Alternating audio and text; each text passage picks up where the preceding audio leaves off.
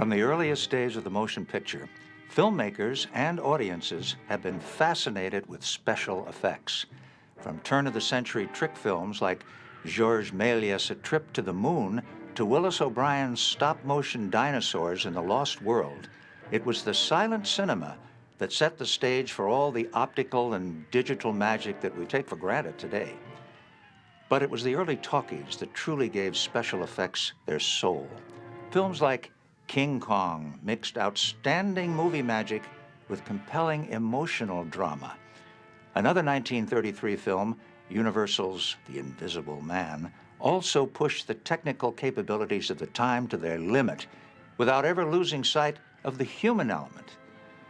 Next to H.G. Wells, who wrote the original novel, the man most responsible for the success of The Invisible Man was director James Whale, who also directed Universal's Frankenstein, Bride of Frankenstein, and many other distinguished pictures.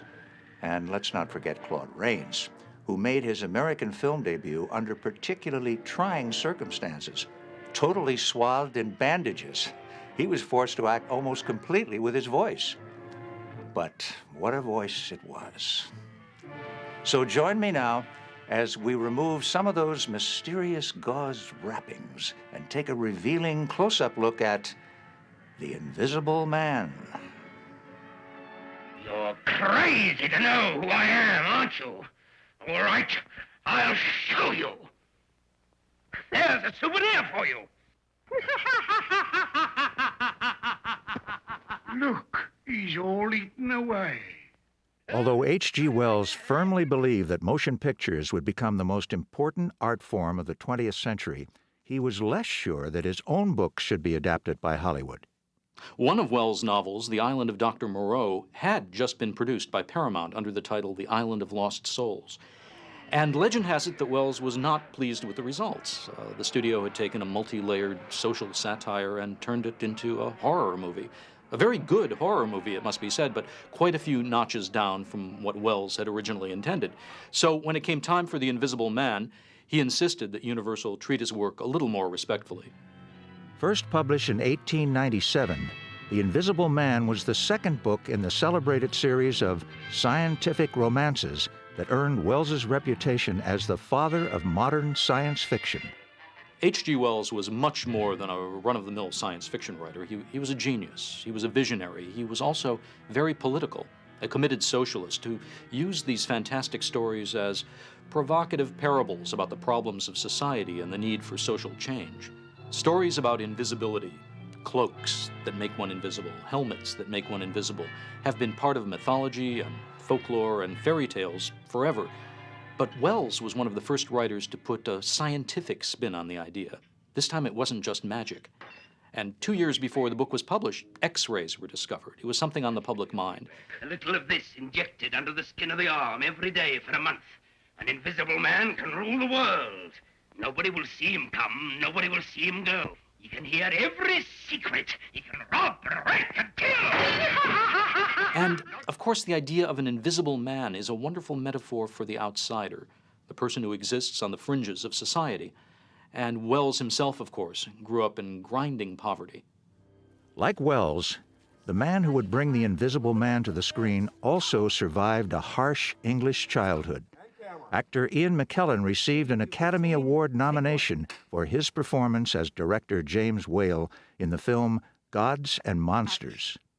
Having to disguise himself as a middle-class gentleman to earn a living in the British theatre in the 1920s. Whale, like all the other actors, would have to provide their own clothes for these productions and probably wear them when they were off duty and adopt the accent that went with them. Interestingly, the film version of The Invisible Man had its creative roots in a partnership forged by Whale long before he had any visibility in Hollywood. R.C. Sheriff, Robert Cedric Sheriff, was the author of the play that brought James Whale to prominence. Whale had been an actor, an occasional director, a set designer on the London stage in the 1920s. And when he read Sheriff's play, Journey's End, which was about trench warfare in World War I. He was determined to put it on. Every experienced director turned it down, not commercial. So, I offered myself. Journey's End made the careers of everyone associated with it. It was only a matter of time before Hollywood beckoned. Ultimately, it led to James Whale making a film version of it in Hollywood, and then getting a contract to be a director at Universal Studios. And then he was given the once-in-a-lifetime assignment that made him one of the hottest directors in town. Although the nominal star of Frankenstein was Colin Clive, it was Boris Karloff's landmark performance that really drew the crowds and made the film an international sensation. Earlier in 1931, Todd Browning's Dracula had also been a surprise hit for Universal, but Whale's Frankenstein made it clear that monster pictures were here to stay. The film set firmly in motion one of Universal's most lucrative and enduring franchises, the horror movie. Whale was given a free hand by Universal's head of production, Carl Laemmle Jr., to develop a new project, the spookier, the better. He chose The Old Dark House, a black comedy based on a novel called Benighted by J.B. Priestley. Unlike Frankenstein, Whale was involved in every aspect of the film's preparation and tailored several roles for British stage colleagues, including Charles Laughton and Ernest Thesiger. In a measured send-up of his Frankenstein role, Boris Karloff appeared as a demented and malevolent butler. The Old Dark House had so many offbeat touches of unpredictable humor that it was unlike anything that the studio could have expected and the audiences could have expected. It's still unlike anything that you're likely to run into. He was in a very fortunate position, I think, at a certain time in the 30s, because Junior Laemmle, when he was running Universal, took a liking to him and sort of let him do what he wanted to. So for a studio director at the time, he had a great deal of autonomy, starting with the creation of the scripts and going right up to the promotion of the movies, I think. And I think that's why those movies have endured, because he had such a strong personality, and it's all over every frame of his movies. Whale was eager to bring R.C. Sheriff to Hollywood for a screen adaptation of The Road Back, based on the best-selling sequel to All Quiet on the Western Front, which had been one of Universal's most prestigious productions in 1930. But the studio was more interested in monsters. Universal had decided that it wanted a sequel to Frankenstein, and it wanted Whale, obviously, to direct it. Whale didn't want to do a sequel to Frankenstein. Whale didn't want to do a sequel to anything. And so he pinned his hopes on The Invisible Man as a possibility to lure Universal's interest away from the sequel to Frankenstein into another fantasy horror subject.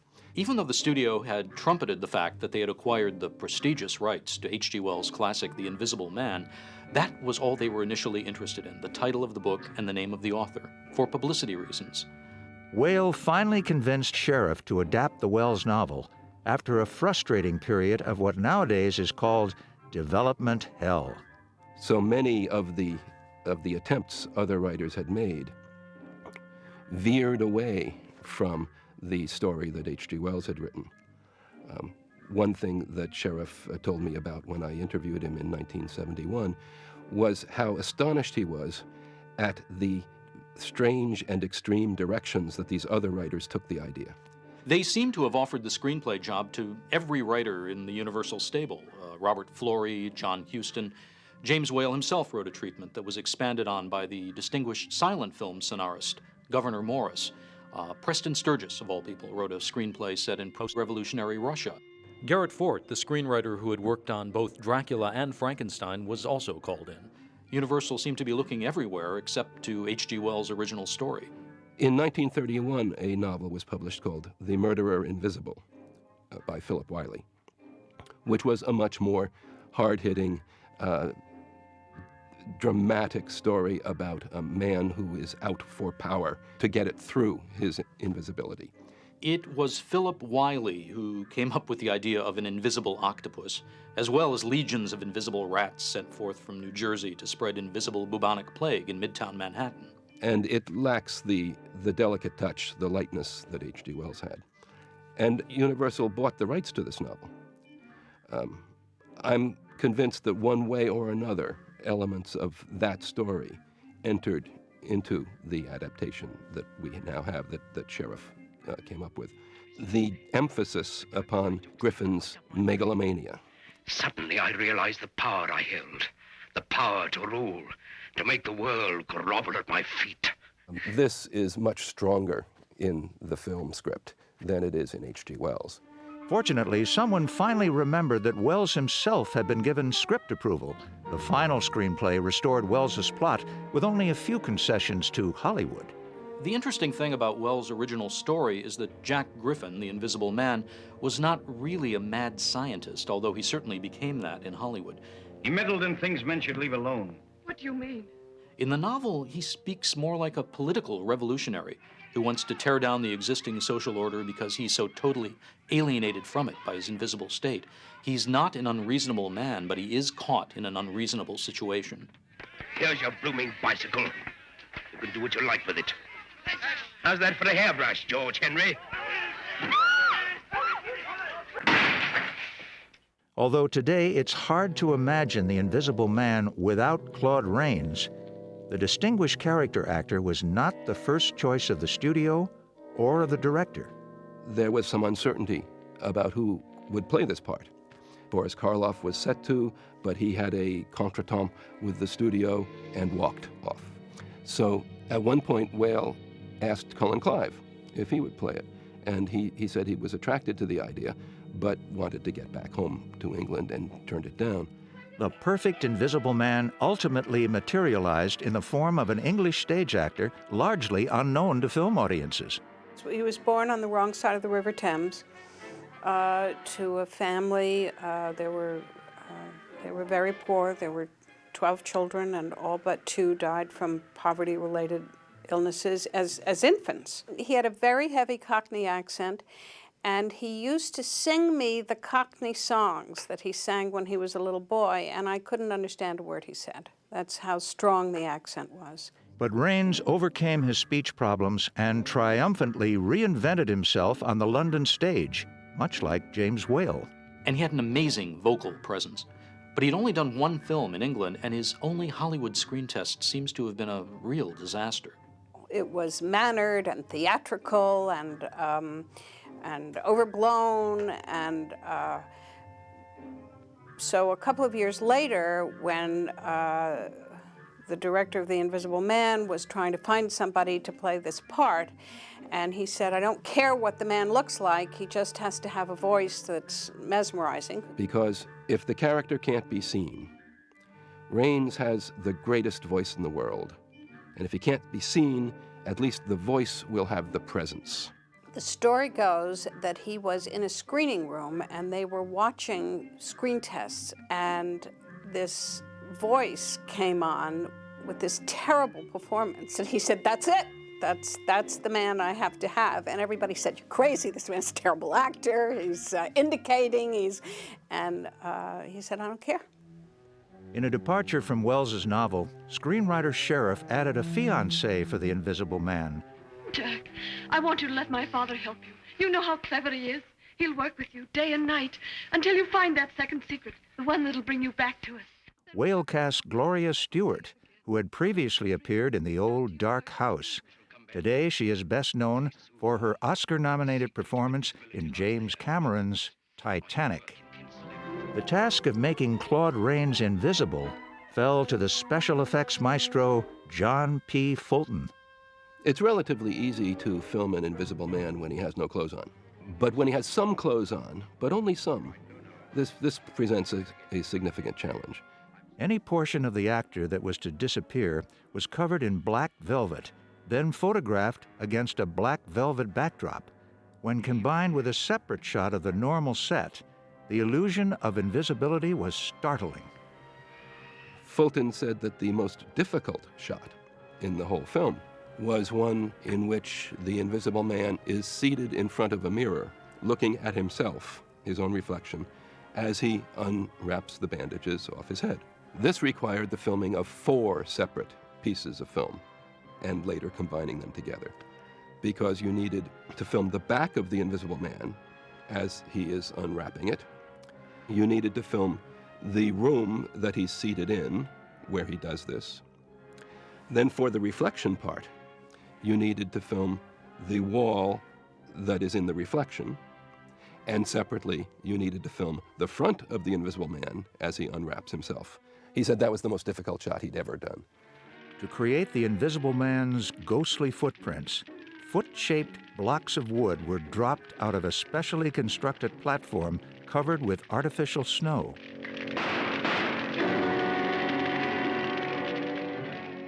The film's ingenious effects generated tremendous audience curiosity and helped make The Invisible Man one of Universal's biggest moneymakers of 1933.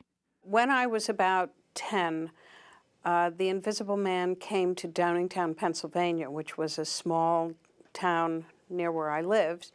And it was during the winter, and he decided that he was going to take me to see this film. So we got all bundled up. It was snowing outside, and he wrapped a scarf around his face, and he had his Homburg hat on his head, which he always wore.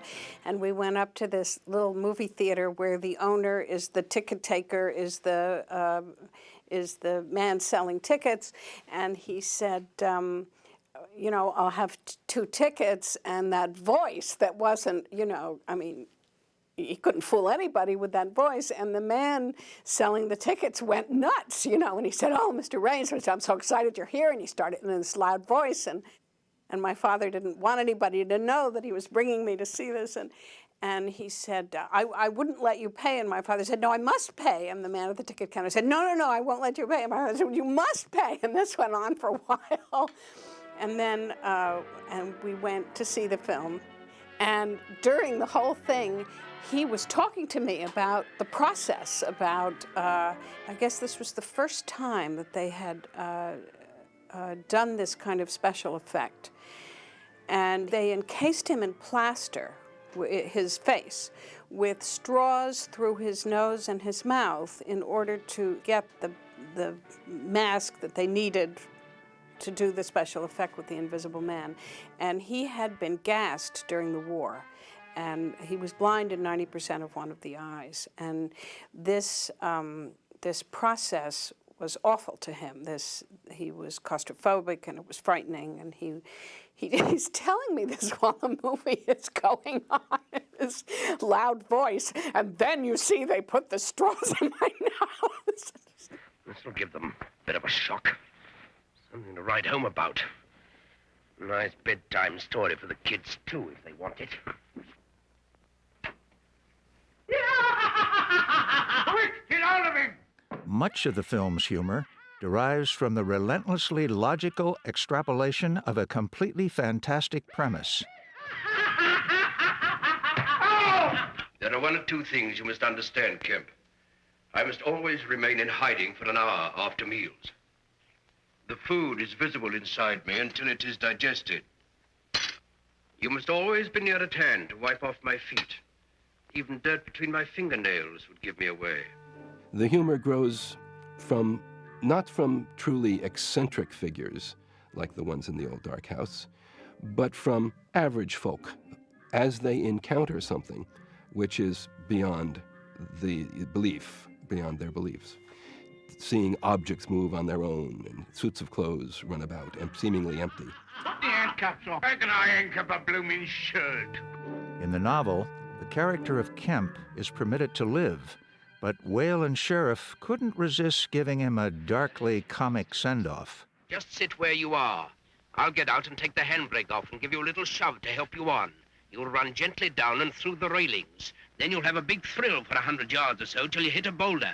Then you'll do a somersault and probably break your arms. Then a grand finish up with a broken neck. Well, goodbye, Kemp. I always said you were a dirty little coward. You're a dirty, sneaking little rat as well. Goodbye. Whale's unparalleled flair for sardonic and unexpected comedy became his hallmark.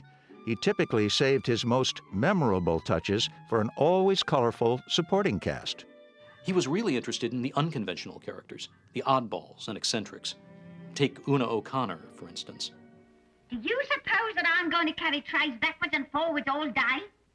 Luncheon's at 1, and it's 1-0. Get out! James just loved her. He thought she was so funny. I remember he would imitate her and say, you know, I just adore Una O'Connor. And you could see that in the films. I mean, what he has her do and the way she plays hysteria and alarm and all of the reactions that she does are very funny.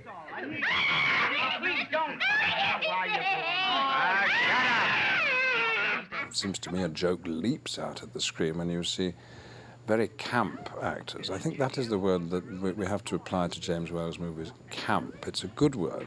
It's often connected with being gay. It's an irony which is involving even as it's objective. You're laughing at the world, but you're really enjoying it at the same time. On a dramatic level, The Invisible Man both reflected and revisited the story and structure of Whale's earlier success, Frankenstein. In both films, you have the scientist who has disappeared to conduct his experiments in secret. Oh, can't you see I mustn't be disturbed? You will ruin everything. My experiment is almost completed. And a whole day's work ruined by a foolish ignorant woman. You have his fiancée, who's worried about him, who wonders what's happened to him. I've never seen him like it before. He was always so keen to tell me about his experiments. Oh, his experiments. Yes, that's what frightens me. The very day we announced our engagement, he told me of his experiments. He said he was on the verge of a discovery so terrific that he doubted his own sanity. You have an individual, in this case Dr. Kemp, in Frankenstein, Victor. You have an individual who is friends with them both, acquainted with them both, but who loves the scientist's fiancée. He cares nothing for you, Flora. He'll never care about anything but test tubes and chemicals. How could he go away like this without a word? Flora, dear, please, darling, let me tell you how I feel. You know I'd go to the ends of the earth for you. I shouldn't like that. I'm far too fond of you. I wish you were. You almost have the feeling that Whale was fine-tuning character and story elements from the earlier film that didn't quite work.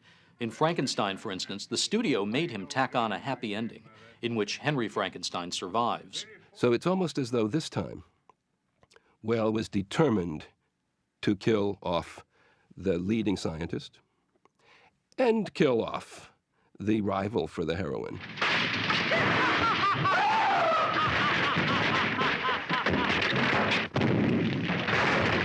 And this time, the heroine gets nobody. From 1931 to 1936, Whale enjoyed extraordinary creative latitude at Universal. With success came the usual studio perks. So he said, I got this chauffeur, and he said, you know, this chauffeur would sit there and I'd be in the back, and the chauffeur wanted to talk all the time and he kept turning back.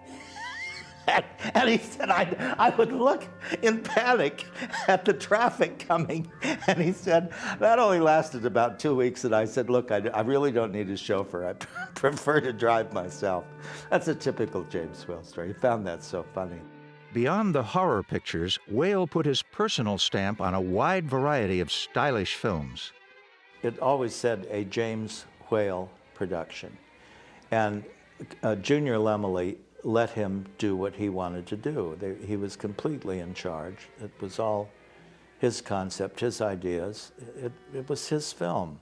So I once asked him, what of your other films, is there any that I should know about or that you would particularly recommend to me?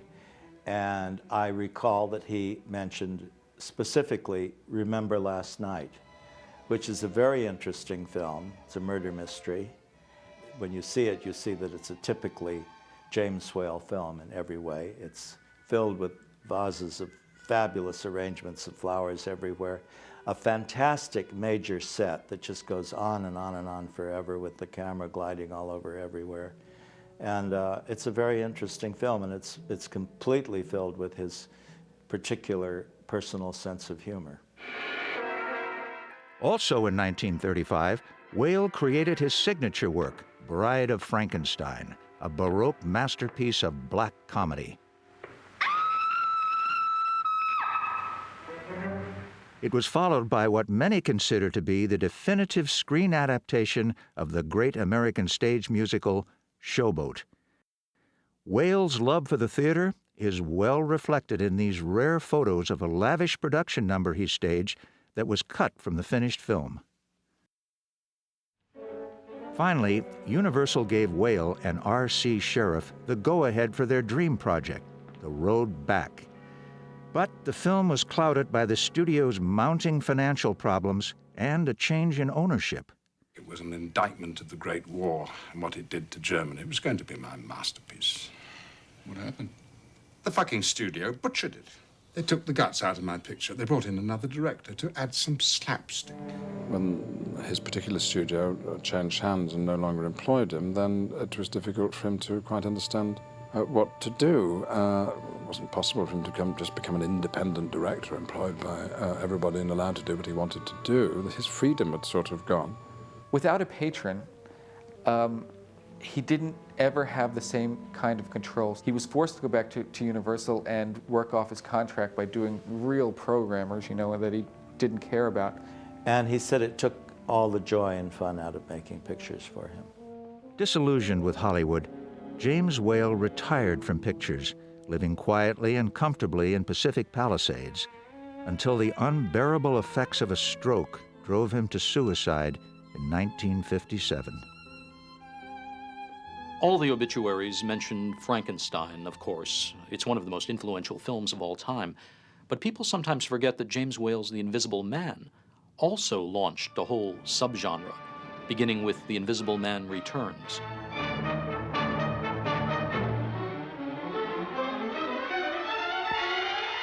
In Universal's first follow-up to the original film, a man falsely accused of murder adopts invisibility as a means to escape prison and clear his name. In contrast to the first Invisible Man, this one displays a bit more consideration for his lady friend. I'm a worm to treat you like this after all you've been through. Here. Now, we'll wipe away those tears. I'll try and act like a normal person. Unfortunately, normal relations are a bit of a strain when your boyfriend seems a close cousin to the Headless Horseman. And as before, the invisibility potion leads to some distinctly antisocial behavior, not to mention some industrial strength delusions of grandeur. Let's drink to the golden age. Well, drink. Drink to me. Drink to my invincible power. To a new era, to a changed world, with me as its guiding genius.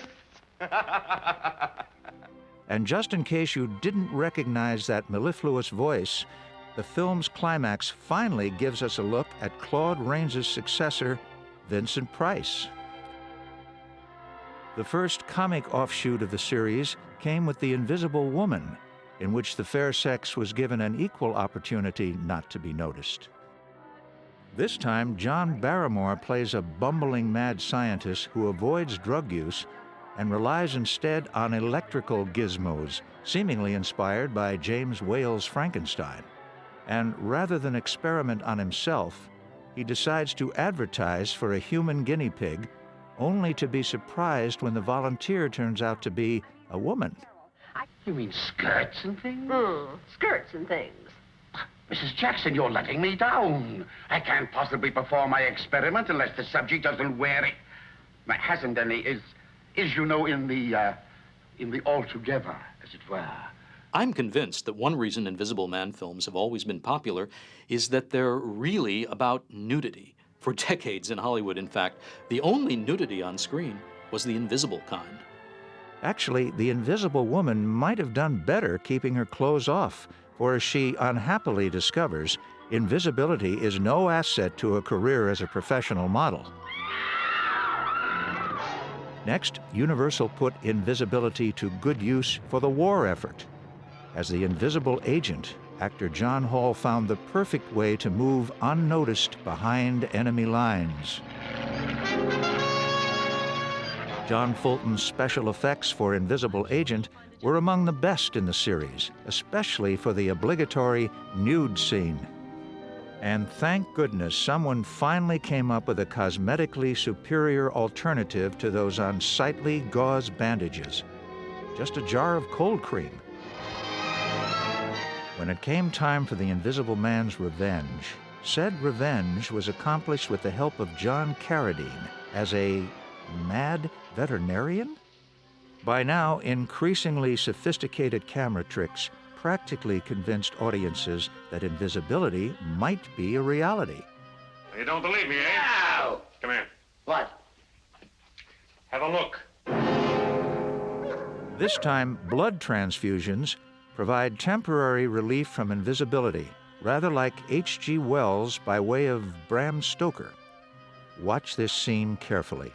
It's one of the earliest examples of an invisibility effect combined with camera movement, a particularly ingenious effect created by John Fulton long before modern motion control techniques had even been invented. Sadly, Fulton was not responsible for all the film's effects, as the visible suspension wires in this scene demonstrate. Our elusive hero, once more with the voice of Vincent Price, made a brief appearance at the end of Abbott and Costello Meet Frankenstein. There's nobody to break this anymore. Oh, that's too bad. I was hoping to get in on the excitement. Who said that? Allow me to introduce myself. I'm the Invisible Man.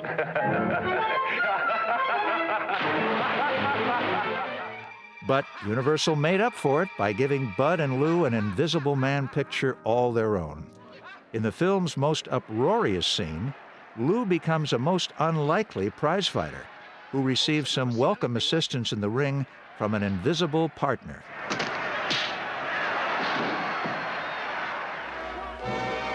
But perhaps one of the most memorable tributes to the spirit of the original Universal film came with Son of the Invisible Man. I've been on the stuff for over a week now, and I'm still perfectly sane. Yes, I'll rule the world with my secret. Yes, and I'll lead you, Ted. I must have a visible partner.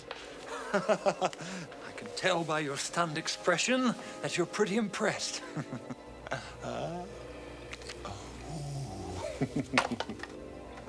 Look, Ma. No hands.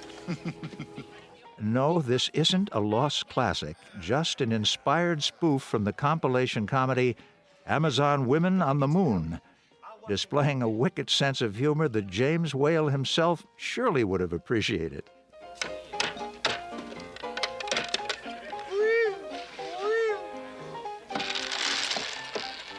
Oh, my, now, how did that happen? Must be a ghost in here. This is unreal. James Whale himself became invisible in Hollywood for a long time, but he left a wonderful cinematic legacy which people have finally begun to fully appreciate. And if imitation is the sincerest form of flattery, then Whale's films are really important because they inspired so many other films, and they've given so much pleasure to so many people with that trademark, impish humor that could be nobody but James Whale. Here we go gathering nuts in May, nuts in May, nuts in May. Here we go gathering nuts in May on a cold and frosty morning. Whoops! For more information on The Invisible Man, I hope you'll join me for our feature-length audio commentary, which you can access from the main menu. As the Invisible One himself might have said, you ain't seen nothing yet. For Universal Studios Home Video, I'm Rudy Behlmer.